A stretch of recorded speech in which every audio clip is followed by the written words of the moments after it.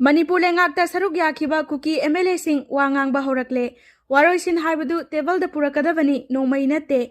Manipur lengak sembada Kuki Fruki MLA sing saruk yakibagi mayokta Surasampuda akan ba khongjang jangsilakpaga loinana Kukizo MLA kyagi mitam mai thaki madugi matung Kukizo MLA singna karigidamak Manipur lengak sembada yauribano haibagi matangda tongan ba wafam kya phongdorakli Manipur lengak ta saruk yariba BJP MLA Kuki MLA ahumgi manungda ama oriba ngursanglur sanate na hai Waroisin purakpa haibadu table da wari sanaraba matung othokadabani Nongmeina Ntte Tipaimuk constituency gi MLA ngursanglur sanate mar fruki lusingba amani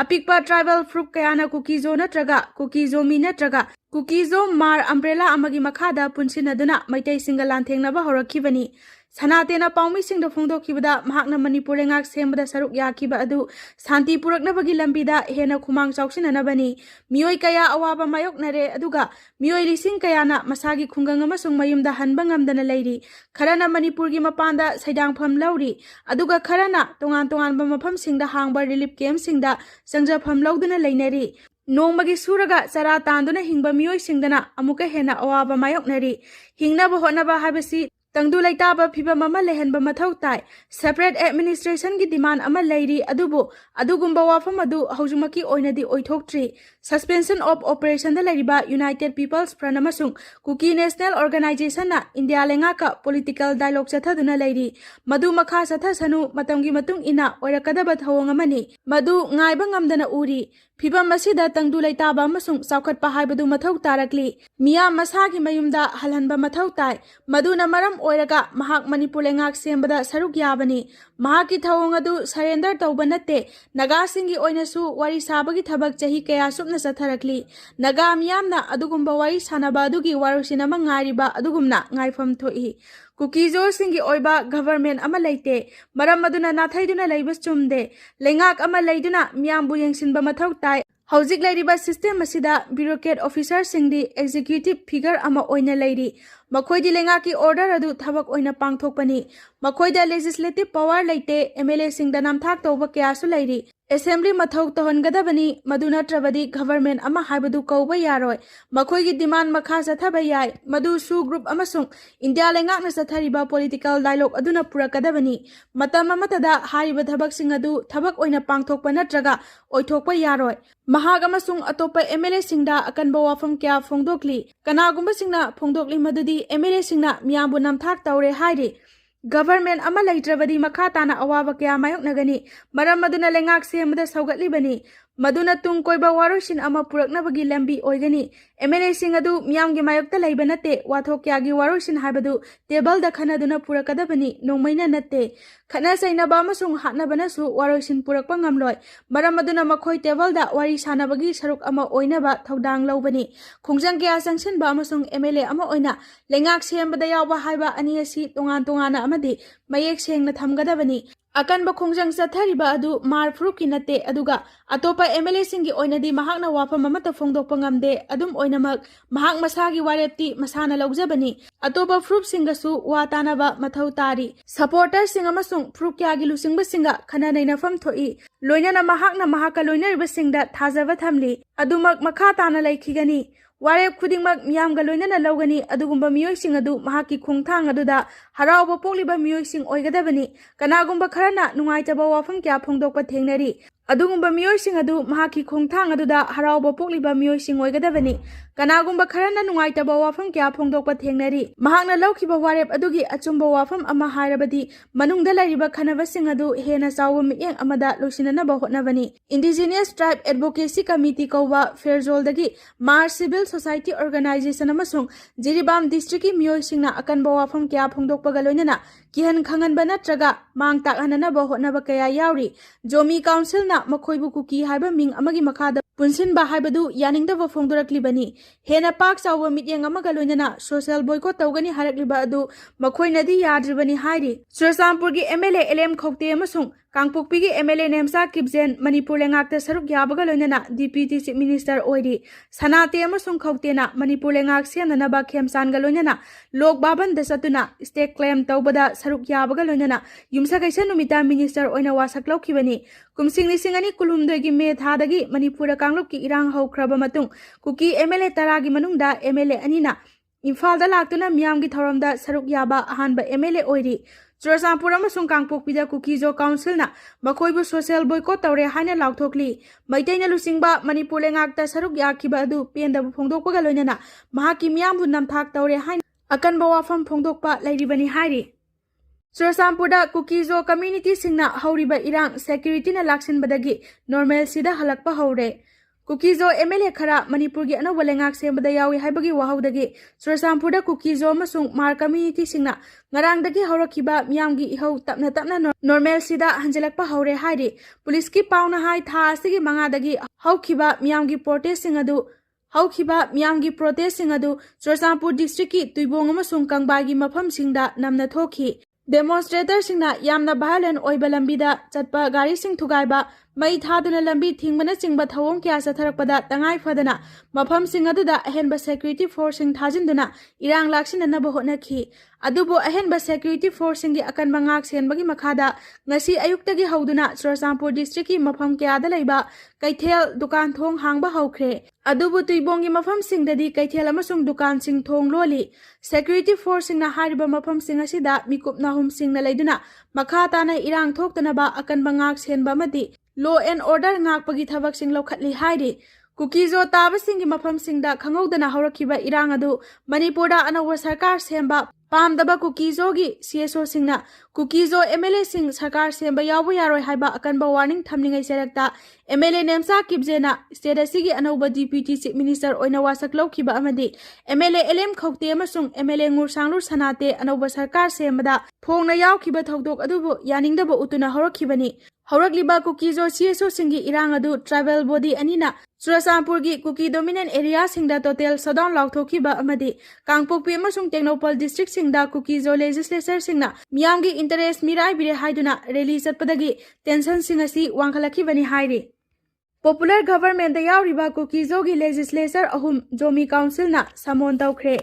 कुकीजोगी MLA अहुम युमनाम खेमसाना लुसिंगबा popular government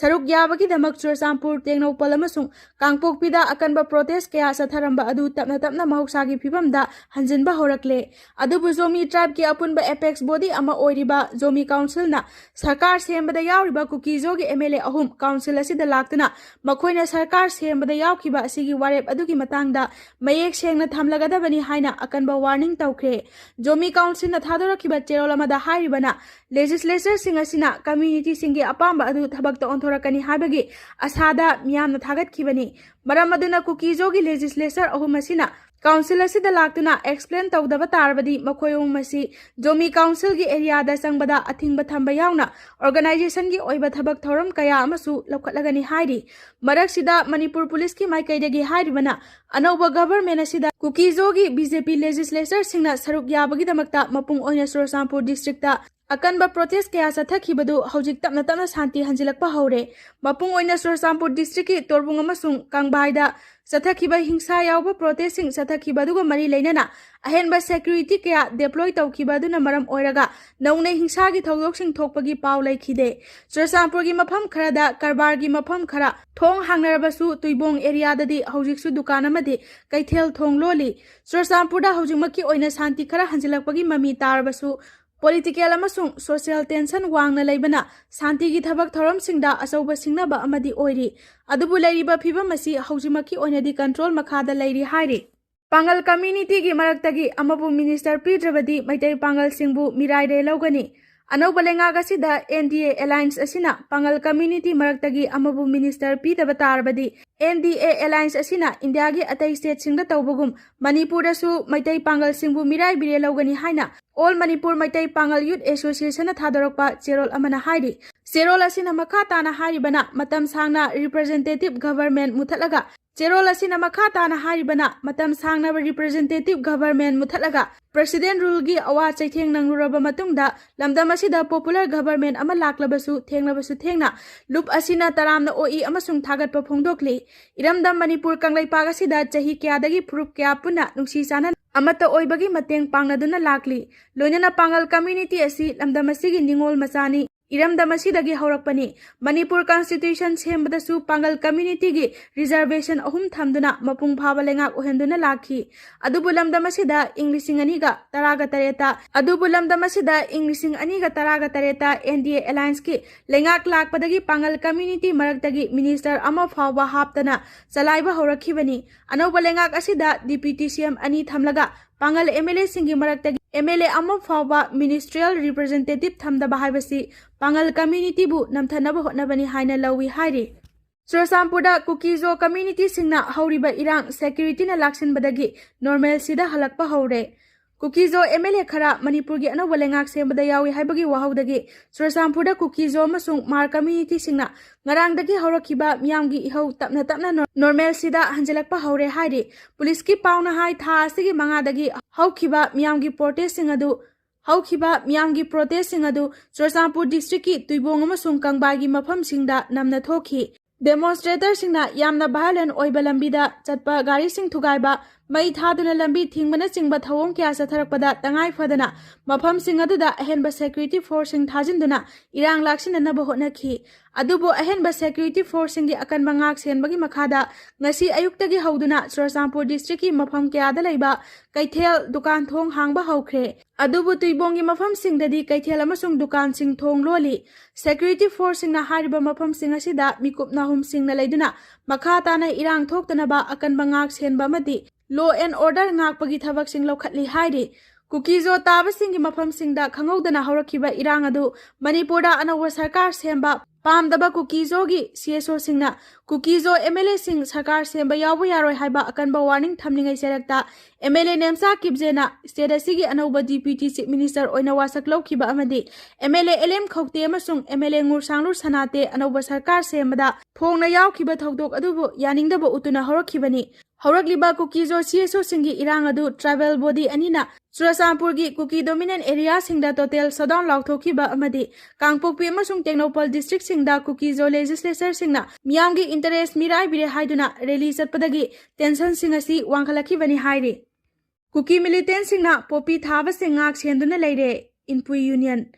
Inpui Nagagi Wahong area da Kuki Kulai Paiba singna khunja singda nomai kapsilakpagi thodok adubu akanba moongda yaningdaba phongdokladuna Inpui gilamda ain kaina popi thaba sing ngak senduna leire haina maral sirakli Inpui Naga Youth Organization INYO gi Cherolamada Kuki militant singna ngarang numit yungba matung pung 3:30 amasung 4:30 fawbugi manungda Naga khunja sing Wahong gi jangalda manama sing hek pachatpada nongmai round kya kapsilakibani laibak phabadi nongmai kapagi thodok aduda khunja sing asok apan yawkhide adubu thodok adu kumna investigation tawragadabani hairi Kuki militant sing aduna popi thariba mafam sing adudagi atat akham laitana khulai paijadaba naga khunja singda nongmai kapsilakibani Kuki militant sing aduna drone sijinaduna mafam aduda sanglakhiba naga khunja sing adu khulai paijaba civilian singni khanglaba phawba atamnana nongmai kaplakhi hairi khulai paiba Kuki militant singna ngarang naga khunja singda Wahong area da popi thariba mafam singdagi nongmai kapsin kiba thodok adu khunja singi right sing violate tawbani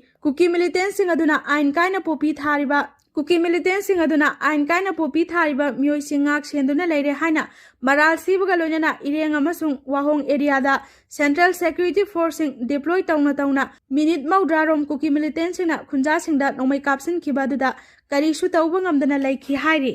IDP sing namamitagi mapi tariba phawba lengak semlabani mantri oire haibagi nungaiba leite loken Chief Minister Yumnam Khemsan gi lengak asida minister oina wasak laukraba Wangoi AC gi MLA oiriba minister Khuraijam Lokena ngasi Wangoi gi thaunaujam lekai delaiba lining thau sanamai khurambaga loinana maikai adugi miyamga unakhre Lining thau sanamai khuramba lakpa minister Khuraijam Lokena haikibada IDP sing namamitagi pi tariba phawba lengak semle minister oire haibagi haraupam amadi nungaifam leite Chief Minister Y Khemsan gi poktak makhada hojik thokliba issue asi losinana bo hotnari ꯃꯍꯥꯛꯅ ꯃꯈꯥ ꯇꯥꯗꯨꯅ ꯍꯥꯏ minister ꯑꯣꯏꯔꯦ government ꯁꯦꯝꯂꯦ ꯍꯥꯏꯗꯨꯅꯁꯨ ꯍꯔꯥꯎ ꯊꯣꯛꯄꯒꯤ ꯃꯇꯝ ꯑꯣꯏꯗꯦ ꯃꯅꯤꯄꯨꯔꯒꯤ ꯏꯁꯨ ꯑꯁꯤ ꯍꯧꯖꯤꯛꯁꯨ ꯂꯣꯏꯁꯤꯟꯕ ꯉꯝꯗꯅ ꯂꯩꯔꯤ ꯆꯤꯞ ꯃꯤꯅꯤꯁꯇꯔꯒ ꯇꯥꯟꯅꯔꯒ ꯏꯁꯨ ꯑꯁꯤ ꯂꯣꯏꯁꯤꯟꯅꯅꯕ ꯊꯕꯛ ꯄꯥꯏꯈꯠꯄ ꯍꯧꯈ꯭ꯔꯦ ꯂꯥꯟꯖꯦꯟꯅꯗꯨꯅ ꯔꯤꯂꯤꯐ ꯀꯦꯝꯞꯇ ꯂꯩꯔꯤꯕꯁꯤꯡꯒꯤ ꯑꯋꯥꯕ ꯀꯣꯛꯅꯕ ꯍꯥꯏꯕꯁꯤꯅ ꯒꯚꯔꯟꯃꯦꯟꯠ ꯑꯁꯤꯒꯤ ꯑꯍꯥꯟꯕ ꯈꯣꯡꯊꯥꯡ ꯑꯣꯏꯅ ꯄꯥꯏꯈꯠꯂꯤ ꯂꯩꯃꯤꯟꯅꯔꯤꯕ ꯑꯩꯈꯣꯏ ꯃꯁꯦꯜ ꯆꯞ ꯃꯥꯟꯅꯅ ꯗꯥꯏꯇ ꯂꯧꯗꯨꯅ ꯆꯪꯁꯤꯟꯕꯗ ꯐꯨꯔꯨꯞ ꯃꯁꯦꯟꯗ ꯌꯥꯅꯗꯕ ꯑꯃꯠꯇ ꯂꯩꯔꯣꯏ ꯄꯨꯛꯆꯦꯜ ꯁꯦꯡꯅ ꯊꯕꯛ ꯇꯧꯕ ꯊꯛꯁꯤ ꯈꯥꯁꯤ ꯂꯩꯕꯅ ꯅꯨꯡꯁꯤꯅꯕ ꯍꯦꯜꯂꯤ